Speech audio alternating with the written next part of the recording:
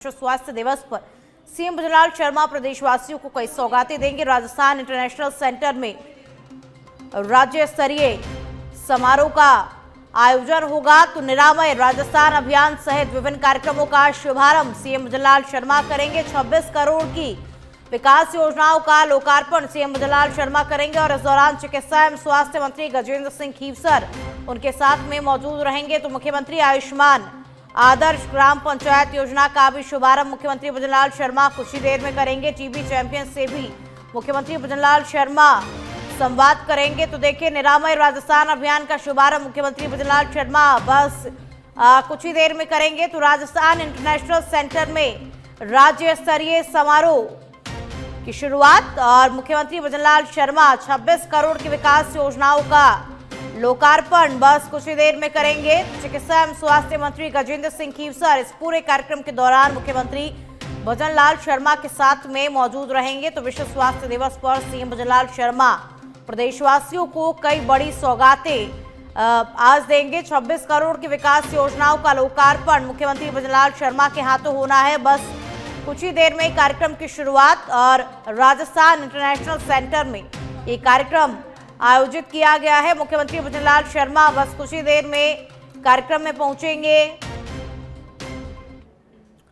और जयपुर से खबर अब आपको बता दें, डीजीपी उत्कल रंजन साहू राजस्थान हाईकोर्ट पहुंचे हैं। अलग अलग 4 बंदी प्रत्यक्षीकरण याचिकाओं में पेश हो रहे हैं। लापता नाबालिग के मामले में जस्टिस इंद्रजीत सिंह की खंडपीठ में पेश हो रहे हैं और हाईकोर्ट ने व्यक्तिगत रूप से अदालत में उपस्थित होने के आदेश दिए थे। देवीलाल, मुकेश, जमील अन्य बंदी प्रत्यक्षीकरण याचिकाओं में उपस्थित हुए और याचिकाकर्ताओं की ओर से एडवोकेट नरेंद्र सिंह गुजर, एडवोकेट सैयद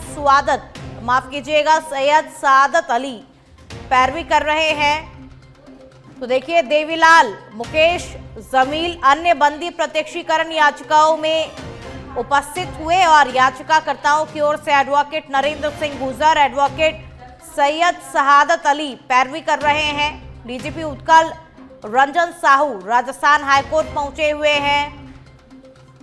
तो इस वक्त ये बड़ी जानकारी आप तक पहुंचा रहे हैं। अलग अलग 4 बंदी प्रत्यक्षीकरण याचिकाओं में पेश हो रहे हैं और लापता नाबालिग के मामले में जस्टिस इंद्रजीत सिंह की खंडपीठ में पेश हो रहे हैं और हाईकोर्ट ने व्यक्तिगत रूप से अदालत में उपस्थित होने के आदेश भी दिए थे। हनुमानगढ़ से खबर अब आपको बता दें, हनुमानगढ़ जिले में राज्य के 4 मंत्री कल मुख्यमंत्री भजनलाल शर्मा हनुमानगढ़ आएंगे। मंत्री सुरेश रावत, झावर सिंह खर्रा, हीरालाल नागर, सुमित गोदारा हनुमानगढ़ आएंगे। सुमित गोदारा हनुमानगढ़ जिला प्रभारी मंत्री और सुरेश रावत, सुमित गोदारा सीएम दौरे को लेकर के अधिकारियों के साथ में बैठक करेंगे। मंत्री नागर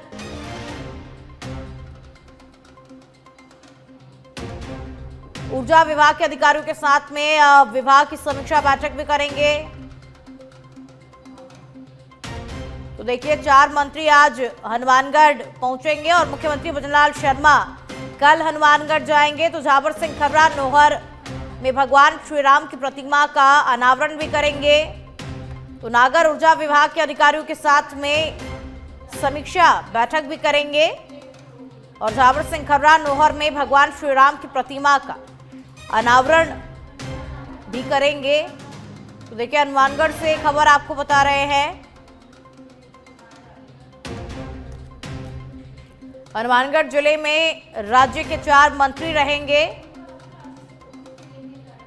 मुख्यमंत्री भजनलाल शर्मा कल हनुमानगढ़ जाएंगे। तो आज 4 मंत्री हनुमानगढ़ जाएंगे और कल मुख्यमंत्री भजनलाल शर्मा हनुमानगढ़ पहुंचेंगे। मंत्री सुरेश रावत, झावर सिंह खर्रा, हीरालाल नागर, सुमित गोदारा आज हनुमानगढ़ जाएंगे। तो सुमित गोदारा हनुमानगढ़ जिला प्रभारी मंत्री भी हैं। कोटपुतली के बानसूर के रतनपुरा स्थित गुणी वाले हनुमान जी महाराज के दरबार में 8 अप्रैल को विशाल मेले का आयोजन किया जाएगा और इस प्राचीन और आस्था से जुड़े मेले में हर साल की तरह इस बार भी दूर दराज से बड़ी संख्या में श्रद्धालुओं की भारी भीड़ जुटेगी। चमत्कारी हनुमान बाबा के दर्शनों के लिए श्रद्धालु दूर दराज से दंडवत यात्रा करते हुए मंदिर पहुंचते हैं और इस मंदिर की मान्यता वर्षों पुरानी है। मेले को लेकर के तैयारियां इस वक्त जोरों शोरों पर है। तैयारियों को अंतिम रूप दिया जा रहा है और मेले में कई धार्मिक और सांस्कृतिक कार्यक्रम भी होंगे। तो देखिए हनुमान जी का विशाल मेला लगेगा। भक्तों की आस्था बहुत ज्यादा है हनुमान जी के प्रति। भारी भीड़ भक्तों की यहाँ पर इस मेले में देखने को मिलेगी। तैयारियां की जा रही हैं और मेले में कई धार्मिक और सांस्कृतिक कार्यक्रम भी होंगे। तो इस मेले को लेकर के अभी तैयारियों को अंतिम रूप दिया जा रहा है। तैयारियां अलग अलग तरीके से, विशेष रूप से तैयारियां की जा रही है। तो दूर दराज से श्रद्धालु इस मंदिर में पहुंचते हैं, हनुमान जी के दर्शन करते हैं। अब खबर अलवर से है, जहां खेड़ली थाना क्षेत्र के गांव नूनिया में एक निर्माणाधीन तेल मिल में शॉर्ट सर्किट से आग लग गई, जिससे तेल मिल में खड़ा ट्रैक्टर और अन्य सामान जलकर के राख हो गया है। वहीं एएसआई सूरज यादव और ग्रामीणों की मदद से तेल मिल में लगी आग पर काबू पाया गया। तो पुलिस और ग्रामीणों की मदद से आग पर काबू पाया गया। निर्माणाधीन तेल मिल में शॉर्ट सर्किट की वजह से आग लग गई। तो देखिए तेल मिल में खड़ा ट्रैक्टर जलकर के पूरी तरीके से राख हो गया। पुलिस और ग्रामीणों ने मिलकर के आग पर काबू पाया। निर्माणाधीन तेल मिल में शॉर्ट सर्किट की वजह से आग लग गई और तेल मिल में खड़ा ट्रैक्टर और अन्य सामान जो है वो इस आग में पूरी तरीके से जलकर के राख हो गया। आग लगने का सामने आया कि अपने न्यूनिया खेलने में कंट्रोल रूम से सूचना आई है कि न्यूनिया खेलने में तेल मिल फैक्ट्री में आग लगी हुई है। हमने तुरंत गाड़ी लेकर रवाना हुए, मौके पर पहुंचे, जिसमें फायरमैन अंकुश शर्मा, ड्राइवर मनीष मीना, गजराज चौधरी मौके पर पहुंचकर आग पर काबू पाया, जिसमें गनीमत रही किसी प्रकार। डूंगरपुर शहर में कोतवाली थाना क्षेत्र के सोनिया चौक में दो बाइक आमने सामने टकरा गई और हादसे में दोनों की बाइक क्षतिग्रस्त हो गई। दोनों बाइक पर सवार 3 युवक घायल हो गए हैं। तीनों घायलों को अस्पताल में भर्ती करवाया गया है, जहां पर उनका इलाज शुरू कर दिया गया है। और अस्पताल में दोनों पक्षों के लोगों की भीड़ लग गई। सूचना पर पुलिस पहुंची तो दोनों बाइक को जब्त कर लिया है और मामले में पुलिस ने अपनी जांच पड़ताल शुरू कर दी है। पुलिस गहनता के साथ में जांच पड़ताल कर रही है। हादसे में 3 लोग घायल हुए हैं। अस्पताल में भी दोनों पक्षों के लोगों की भारी भीड़ इकट्ठा हो गई है। जैसलमेर के रामदेवरा में चैत्र नवरात्रि के दशमी के अवसर पर बाबा रामदेव की समाधि के दर्शन के लिए कई राज्यों से हजारों लोग पहुंचे। ऐसे में आज सुबह 3 बजे बाद समाधि स्थल के सामने दर्शन करने के लिए लंबी लंबी कतारें लगी रहीं और समाधि समिति की तरफ से सभी श्रद्धालुओं को सुगमता पूर्वक दर्शन हो, इसके लिए माकूल प्रबंध किए गए। तो 10वीं के अवसर पर बाबा की समाधि पर भारी भक्तों की भीड़ लग गई है। समाधि के दर्शन करने के लिए देश भर से हजारों की संख्या में श्रद्धालु पहुंच रहे हैं और व्यवस्थाएं भी बिल्कुल सही की गई हैं यहाँ पर। तो 10वीं के अवसर पर ये श्रद्धालुओं की भीड़ देखी जा सकती है। देश भर से श्रद्धालु बाबा के दर्शन करने के लिए पहुंच रहे हैं। और झुंझुनू के दौरे पर यूडीएच मंत्री झावर सिंह खर्रा है। खर्रा ने प्रदेश में चल रहे निकायों के पुनर्सीमांकन और वार्डों के पुनर्गठन कार्य को लेकर के एक बड़ा बयान दिया है। उन्होंने कहा कि कुछ जगहों से गांवों को निकायों में जोड़ने की आपत्तियां मिली हैं, जिनका परीक्षण करवाया जा रहा है। आवश्यक हुआ तो रखेंगे, वरना हटा देंगे। उन्होंने कहा कि निकायों का पुनर्सीमांकन और वार्डों का पुनर्गठन का काम हर हाल में मई तक पूरा हो जाएगा।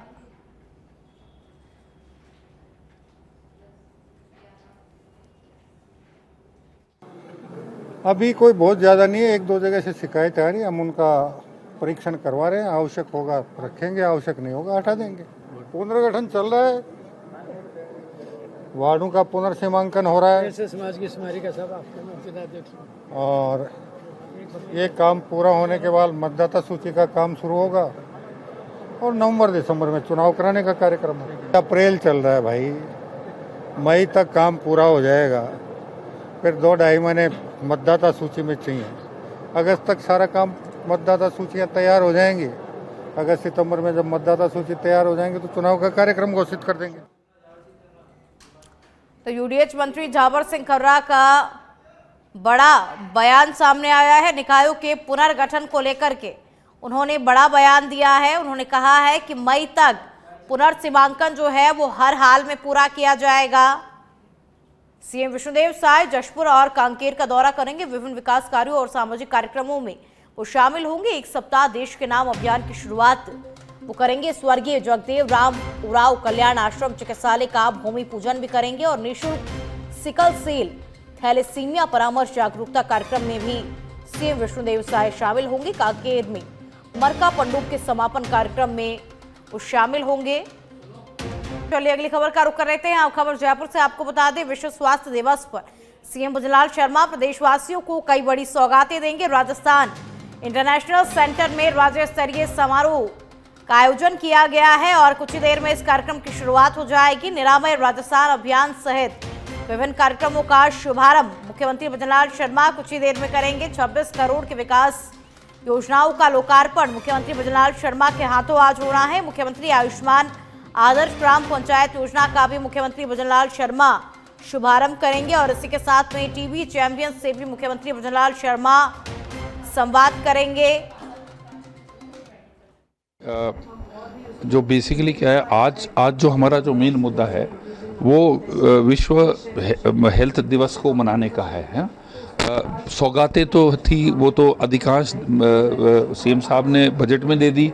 अभी और भी कई छोटी मोटी सौगातें अभी आएंगी, लेकिन अवेयरनेस जो है ये विश्व हेल्थ दिवस पर हेल्थ के बारे में प्रिवेंटिव और क्यूरेटिव के ऊपर बेसिकली चर्चा होगी और हमें कैसे प्रिवेंशन करना है और कैसे हमारी जो हेल्थ संस्थाएं हैं, जब आदमी बीमार हो जाता है उसके बाद में उनको ठीक करने में जो हम जो आगे करने जा रहे हैं, हमारी जो आगे डेवलपमेंट हो रहा है उसके ऊपर हाईलाइट होता है। एम्बुलेंस सेवा जो है उसमें भी विस्तार हो रहा है। एम्बुलेंसों की सौगात प्रदेशवासियों को मिल रही है। हाँ, एम्बुलेंसेज मिल रही हैं, खूब मिल रही हैं और अभी और भी एम्बुलेंसेज आएंगी तो इसको और मजबूत करेंगे। टीबी में अच्छा काम किया था, कर्मचारियों को सम्मानित भी आप। थर्ड प्राइज मिला पूरे इंडिया के अंदर, लगभग 3500 कुछ गाँव को टीबी मुक्त कर दिया, जो कि एक और भौगोलिक दृष्टि से राजस्थान इतना मतलब लार्जेस्ट स्टेट है और लोगों तक पहुंचना इतना आसान नहीं है। तो ये सब देखते हुए टीबी मुक्त होना एक सरकार के लिए और हमारी जनता के लिए बहुत भारी एक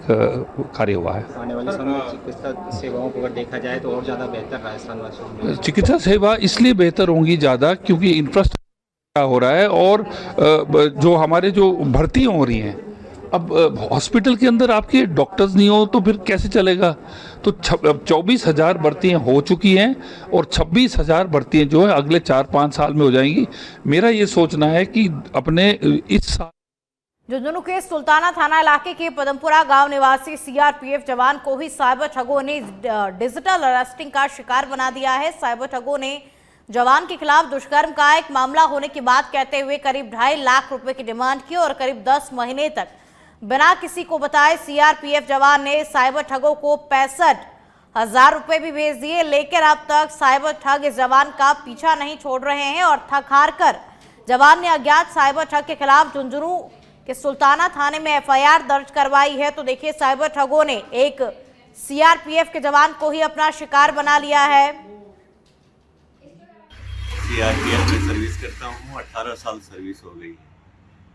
10 महीने पहले मुझे एक फ़ोन आया था कि आपके किसी लड़की के साथ गलत काम किया और जयपुर से सांगानेर थाने से बोल रहे हैं। जब मैंने सांगानेर थाने में जाकर पता किया तो वहाँ पे मेरे खिलाफ कोई एफआईआर नहीं है। अब ये नंबर है, इसके ऊपर एक सुभाष नाम का सैनी वो मुझे ब्लैकमेल कर रहा है कि तेरा वो कर दूंगा, तेरी नौकरी जाएगी, मैं वो करूंगा। वो मुझे धमकी दे रहा है और ब्लैकमेल करके मुझे पैसों की डिमांड कर रहा है। ये मैंने डर के मारे उसको 65,000 रुपये तो भेज दिया। 5,000 रुपये भेजे थे 4 अप्रैल 2025 को।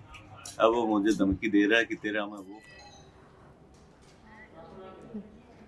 जयपुर से खबर अब आपको बता दें, लापता नाबालिगों के मामले में राजस्थान हाईकोर्ट गंभीर हो गया है। डीजीपी उत्कल रंजन साहू राजस्थान हाईकोर्ट में पेश हुए। राजस्थान हाईकोर्ट ने पुलिस की कार्यप्रणाली पर टिप्पणी की। जस्टिस इंद्रजीत सिंह की खंडपीठ ने डीजीपी से कहा कि बहुत कम मामलों में समय पर पुलिस बरामद करती है और जब भी किसी अधिकारी को कोर्ट बुलाया जाता है तो उससे ठीक पहले बरामद हो जाते हैं व्यक्ति। और महाधिवक्ता राजेंद्र प्रसाद ने डीजीपी का पक्ष रखा और कहा कि राज्य स्तर पर इस मामले में एसओपी जारी की गई है। पुलिस अपने स्तर पर पूर्ण रूप से कोशिश भी करती है। तो देखिए, पुलिस भी गंभीर है इस मामले में, कोर्ट भी इस मामले को लेकर के पूरी तरीके से गंभीर नजर आ रहा है और कहा गया है कि पुलिस अपने स्तर पर पूर्ण रूप से कोशिश करती है। तो लापता नाबालिगों के मामले में राजस्थान हाईकोर्ट गंभीर हो गया है। डीजीपी उत्कल रंजन साहू राजस्थान हाईकोर्ट में पेश हुए और इसी के साथ में राजस्थान हाईकोर्ट ने पुलिस की कार्यप्रणाली पर भी टिप्पणी की है। तो देखिए, राजस्थान हाईकोर्ट ने पुलिस की कार्यप्रणाली पर टिप्पणी की। जस्टिस इंद्रजीत सिंह की खंडपीठ ने डीजीपी से कहा कि बहुत कम मामलों में समय पर पुलिस बरामद करती है। जब भी किसी अधिकारी को कोर्ट बुलाया जाता है तो उससे ठीक पहले व्यक्ति बरामद हो जाते हैं। तो महाधिवक्ता राजेंद्र प्रसाद ने डीजीपी का पक्ष रखा, कहा कि राज्य स्तर पर इस मामले में एसओपी जारी की है और अपने स्तर पर पुलिस पूर्ण रूप से कोशिश करती है। देखिए, राजस्थान हाईकोर्ट सख्त होता हुआ नजर आ रहा है। लापता नाबालिगों के मामले में राजस्थान हाईकोर्ट अब पूरी तरीके से गंभीर है। डीजीपी उत्कल रंजन साहू राजस्थान हाईकोर्ट में पेश हुए और राजस्थान हाईकोर्ट ने पुलिस की कार्यप्रणाली पर भी टिप्पणी की।